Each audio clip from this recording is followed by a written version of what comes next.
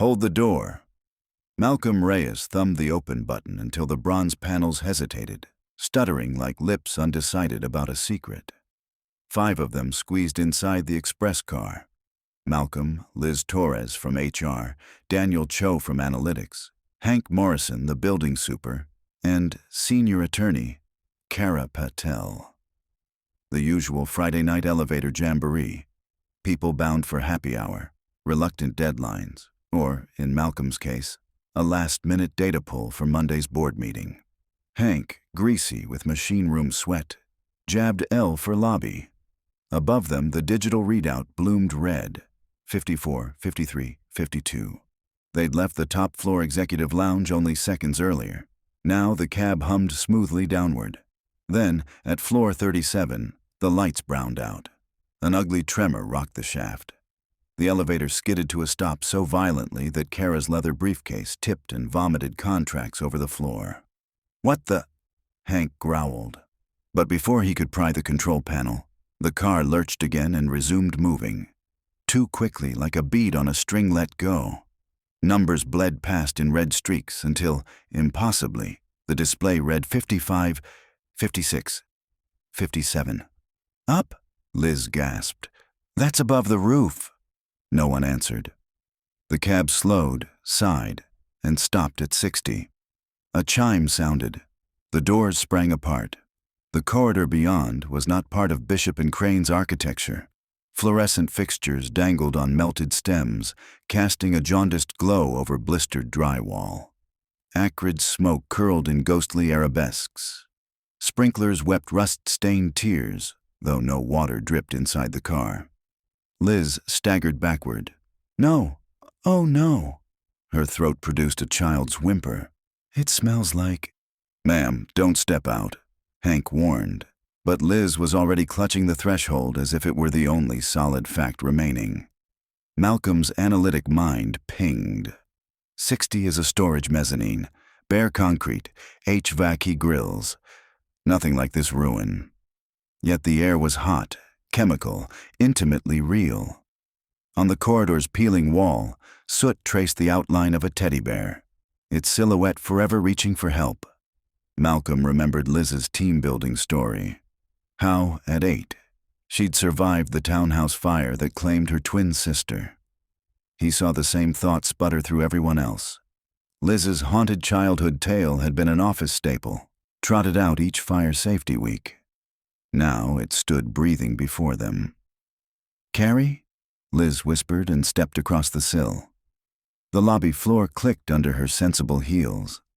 Then, as if yanked by smoke itself, she disappeared into the scorching dark. The doors closed before Hank could even thrust his forearm forward. Over Liz's strangled scream came the crackle of hungry flame, then silence. Kara clawed at the alarm button. Static rasped. No answer. "Emergency brake," Hank said, and wrenched open the control panel. Inside, the familiar jumble of relays had mutated into a nest of black wires fused like tar. Hank recoiled, muttering a prayer. The cab dropped. 53, 52, 51. "Stop!" Kara shouted at no one, fists striking stainless steel. Daniel sank to his haunches, arms hugging his knees, reciting something under his breath. Stock tickers, while Malcolm wrestled down nausea. The descent felt more like freefall than machinery, until again the car decelerated, halted. The panel blazed an impossible character. W. "What floor's that?" Daniel wheezed. "Whatever's going on," Hank said, steeling himself. "Nobody steps out. We stay together." The doors parted on black water. A tiled corridor stretched beyond, submerged ankle-deep. Fluorescent lights under the water flickered like fish scales. At the far end, a wooden pier jutted into darkness. Swells slapped its algae-slick posts. Daniel groaned. He mirrored the young man on the corridor's tarnished metal ceiling, pale, panting, moon-faced. This can't be. He reached one trembling hand toward the watery threshold. Malcolm gripped his elbow. "Dan, hold up." Daniel's pupils tracked whirlpools only he could see. He'd once confessed during a whiskey-laden happy hour how his older brother drowned at Lake Winnipesaukee, how he still heard the suction under the dock. Now the dock waited here. Water sluiced into the car, lapping at their soles. It was cold enough to numb bone. "I have to pull him out," Daniel murmured. "I left him under." "No!" Kara and Malcolm protested together, but Daniel's loafers splashed forward, pulling the rest of him like a marionette jerked by unseen strings. The second his weight cleared the sill, doors gusted shut.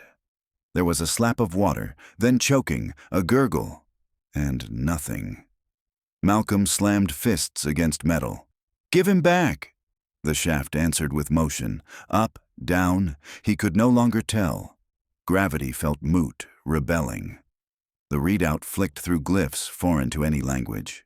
Kara wiped water from her calves. Composure ragged. "Are we dead? Is this some purgatory nonsense?" Hank inhaled, cheeks puffing. "Elevators can't go off network. They've got safeties, governor ropes, counterweights. This is—" "Supers weren't hired to explain metaphysics," Kara cut in. "But you are paid to fix this death box. Try." Hank ignored the jab and knelt by the panel again. Odd. The fused tar had reverted to standard circuitry. He reset a breaker. Nothing. He tried the call box. Silence. Malcolm felt the car slowing. Again, the chime. The doors slid open on floor 0. Not lobby, not basement. 0. A concept more than a location. The doorway framed a classroom. Every surface was bleached white. Desks, chalkboard, ceiling fan still on slow rotation. At the lone desk in front sat a gaunt man wearing a black judge's robe, overturned on itself, the inner lining outward. His head was a cloth sack, stitched shut. Chalk dust puffed with each slow breath through the burlap weave. Kara made a small sound, half curse, half prayer. Rows of students' desks faced the robed figure, yet each seat held only a stack of legal pads, every page stamped in red with 2 words: "Fraud here." The fans above whispered, "Cheater, cheater, cheater." Kara's secret had circulated only in rumor, that she'd bribed a proctor during the bar exam retake years ago. She'd crushed whispers with defamation threats, but secrets stain paper fibers. The robed figure raised one burlap finger, beckoning. Kara's bravado folded. She backed against Hank. "Don't let me go in. You hear me, Morrison?" He gripped her wrist. "All right." The robed man slammed a wooden test gavel. A thunderclap reverberated through the classroom.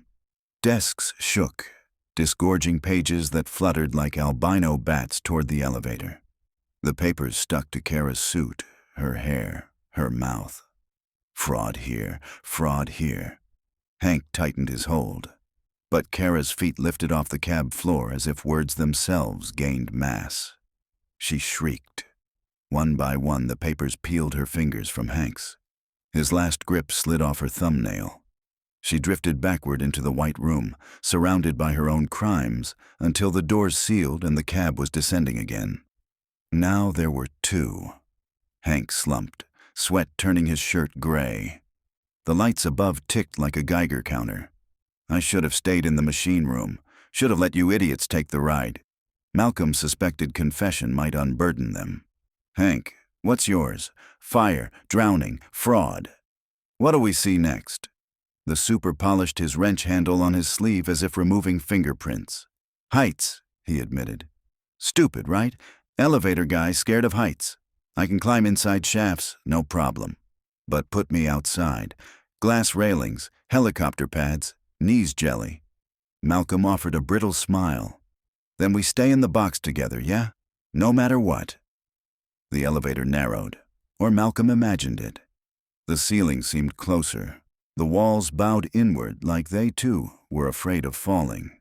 They continued moving. Malcolm decided it was up this time, until the panel displayed 99. Hank cursed. There were only 65 occupiable stories in Bishop and Crane Tower. The doors parted on sky. Actual sky, glassy blue, stippled with cirrus flecks the color of bone dust. The threshold ended in mid-air. A thin catwalk of rusty lattice extended outward. Anchor bolted to nothing visible. Beyond, clouds drifted beneath as though someone had inverted Earth. Wind banged against the cab, stealing heat and words. Hank's breath rattled. "Close it," he begged the buttons, punching door close so hard his knuckles split. Nothing. Malcolm tried to drag him back by the belt loop. Hank resisted, riveted by horror. "It's a facade," Malcolm shouted. "Optical trick, don't believe it." But Hank's fear was older than intellect. The catwalk groaned under no weight at all, yet it was inviting him, demanding the tribute it felt owed after decades of white-knuckled rooftop repairs. Hank lurched forward. Malcolm tackled him around the waist, slamming them both into the control panel. The door open circuit sparked. A siren warbled. The cab shuddered. Hank clawed at Malcolm's face. "I can't breathe in here," he sobbed. "Let me out, for God's sake." The wind intensified, dragging Hank by his hair. Some unseen draft barreled across the threshold, vacuuming the big man outward. Malcolm lost his grip. Hank's steel-toe boot caught Malcolm's shoulder, gouging flesh. Then he was gone, spiraling weightless into the cerulean nothing. The doors slammed with such violence the walls rang like bells. A lone steel-toe boot remained in the doorway, toe bent, laces snapping like a tongue. Malcolm stared at it until the car started moving again. He was alone. Alone, except for whatever force piloted this vertical labyrinth. He wondered if it would bother opening its jaws for him. What private terror had he buried deep enough that even office gossip hadn't unearthed it? He suspected he knew. Malcolm was not a man of dramatic trauma. No childhood inferno, no drowned relatives, no crooked exams. His fear was smaller, duller, to vanish, to be overlooked until his absence meant nothing. He was the reliable data guy whose emails were forwarded without removing the RE line. His parents, devout and elderly, often forgot which grandchild belonged to which sibling, let alone their middle son who lived in the city. Even his Tinder matches ghosted him mid-conversation. Nothing spectacular, just slow erasure. What shape would that take inside an enchanted elevator? The car halted. He braced himself, but the doors remained closed. The floor indicator, its digits now a soft amber, showed a single capital letter. U unknown, unclaimed, unmaking. The lights died. Total blackness swallowed him. Not the purple black of closed eyelids, but a chalkless blackboard absorbing every wavelength.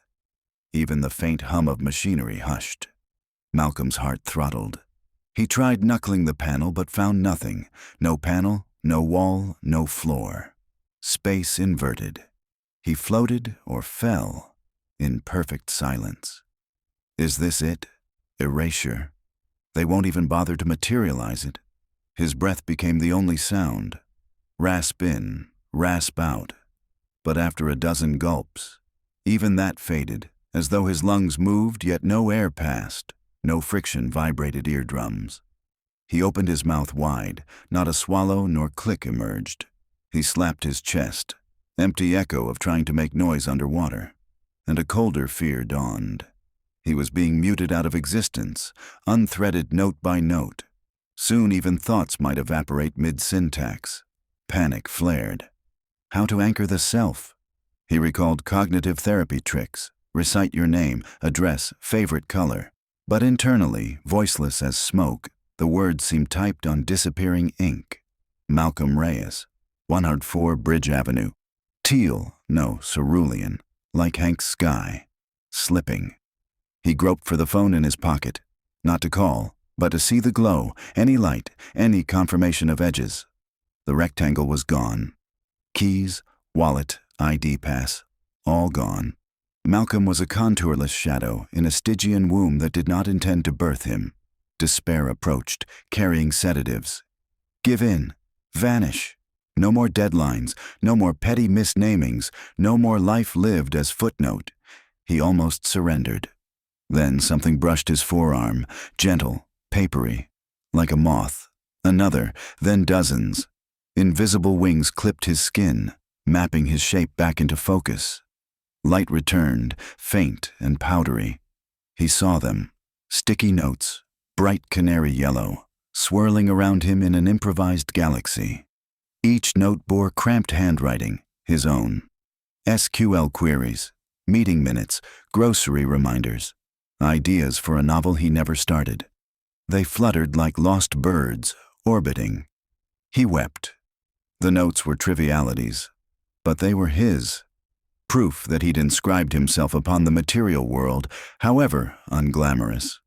One by one they adhered themselves to his body, forearms, chest, cheeks, until he was a human bulletin board. He felt their weight, negligible yet enough to remind him which way was down. Beneath his feet, a steel pane resolved. The elevator floor. The doors opened. Lobby. Actual, blessed, terrazzo-tiled lobby. Night watch lights glowed above security desks. Subway wind seeped through revolving doors. Everything smelled deliciously mundane. Floor wax, burnt coffee, copy toner ozone. The sticky notes peeled off and drifted back inside the cab. When Malcolm turned, the elevator was empty, its panel restored to normal digits. L lit in green. The doors hushed together, severing the notes mid-flutter. They winked out of existence. He stumbled toward the exit, knees numb.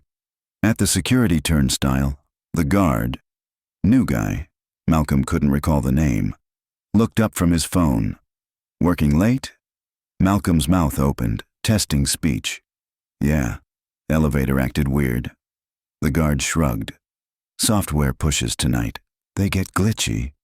He waved Malcolm through. Outside, the city smirked with neon insomnia. Traffic murmured. A normal Friday, 6 minutes past midnight. Malcolm walked 3 blocks before he realized no pedestrians clogged the sidewalks, no headlights grazed him. Cabs hovered at red lights without drivers. The city was a photograph. Detailed, motionless, silent as empty set. A single elevator chime rang behind him. Impossible out here. And he knew without turning that the bronze doors waited on the curb. Open, polite, patient.